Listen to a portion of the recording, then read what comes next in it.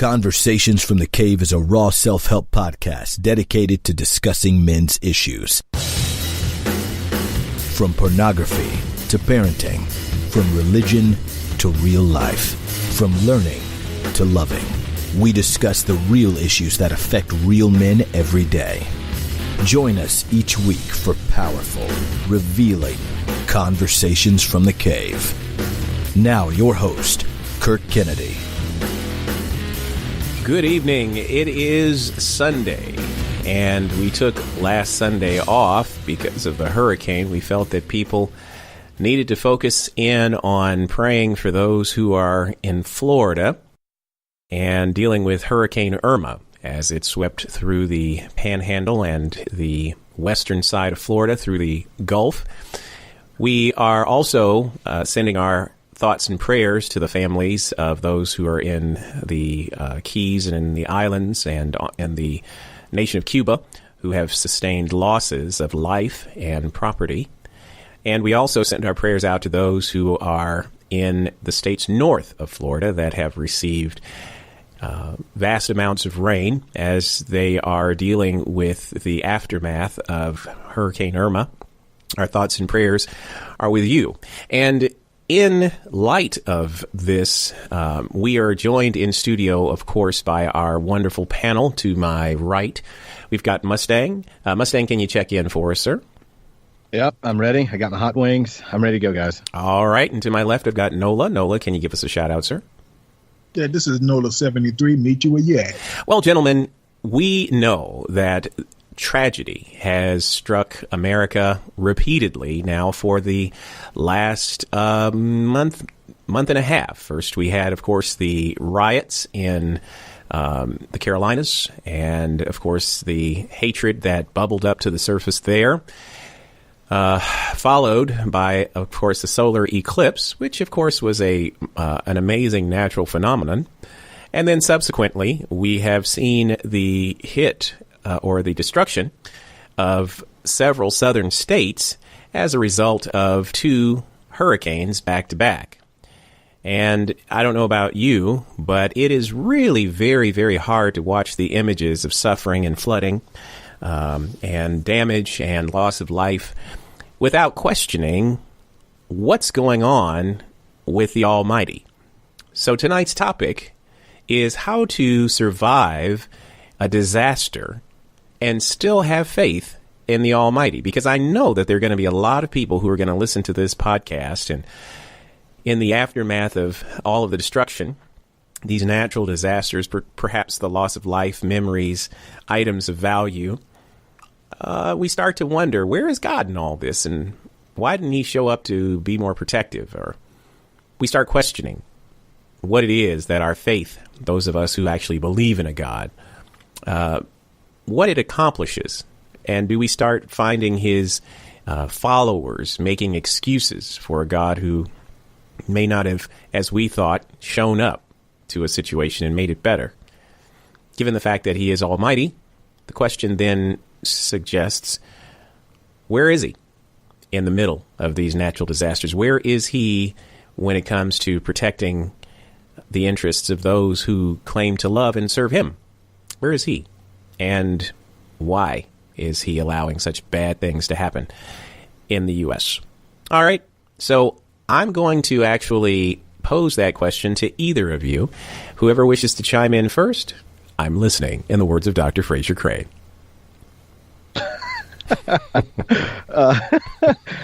First of all, we loved watching that show. I'm listening. It's a great show. But yeah, but we watched all of them. But yeah, I think a key thing to remember, first of all, there's a lot of things that are going on out there right now.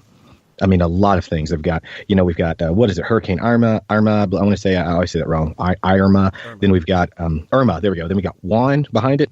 That's right. Juan behind it, and I think there's a third one spinning off somewhere. Third one also in effect. Yes, there is. Yeah, there's a third one there. And then there's a lot of different things that are going on. But I those also are just the want ones that are active this week. That doesn't include the one that took out Houston and Texas. Yeah, Harvey. Harvey. Yeah, Harvey. But yeah, I want to take our listeners back to the days of Pharaoh really quickly, and just really quick when Moses was talking to Pharaoh and was telling these terrible plagues would come on the city, or would come on Pharaoh and the people, and the first thing that he did was he went to Pharaoh and he said, "Let the people go. If you do not let the people go, this is what happens." So that would be called obviously an ultimatum: let these people go, or XYZ will happen. So really quickly, just to share, there was basically I'm not saying that this is parallel, but I want you guys to get the point of it, which I'll make at the very end. He was saying, if Moses came with a word from God, do this will not happen. Okay. But what the point is, there was lots of destruction. There was the locust, there was the darkness, there was the river turned into blood. There was I believe it was the frogs. There's the hail that flattened everything to the ground. There was the death of the firstborn, all these things that came, that were also tragic. And I'm sure there was moaning and there was wailing. But first of all, there are two reasons that occurred. The first reason was to show who the real God was. There's lots of different people worshiping a bunch of different gods, but who the real God was. But the second was to get those people, those slaves who were being held slaves, the Israelites, to get those people out of bondage, to bring them completely out of bondage. They were in bondage. They were being tormented. They were being hurt. They were being suppressed. And the reason that these terrible things occurred was to actually, against the other people, was to actually bring out. The result was to release an entire group of people from their slavery, their bondage. So even though at the time, I'm sure a lot of people were looking at it and could not understand why would this God be doing this and killing these random people, where these random people suffering these things. And again, I'm not likening this to what's going on now as much as it seems like it. What I'm saying is there was a reason that we could not see, which was the hurricane, which was the release of these people, all these Israelites, all these slaves who were held in bondage, and to show that God is God. So if that kind of makes any sense there.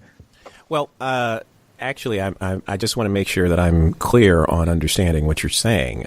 So you're saying that natural phenomena, that, acts of nature, that God is in control of the acts of nature, and from that, he uses these acts of nature to facilitate change of some sort. In the past, he's used it to liberate a people.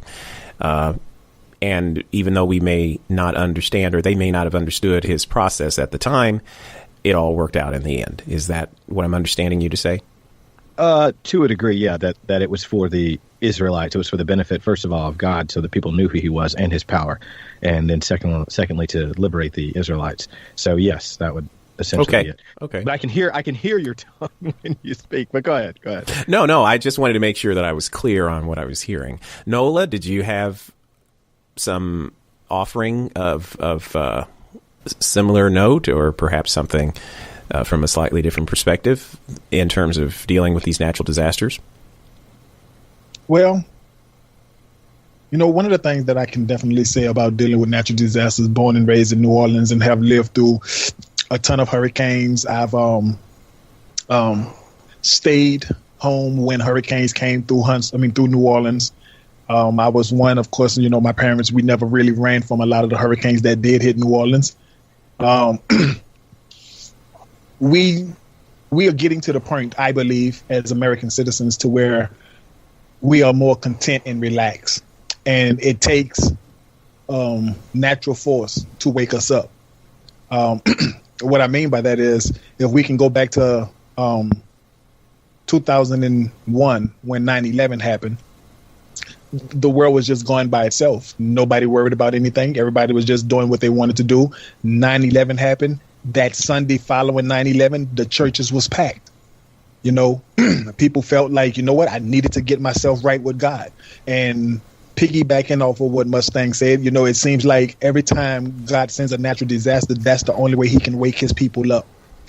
However, why do we not just want to just relate to God, get ourselves together, and start doing what is right with each other?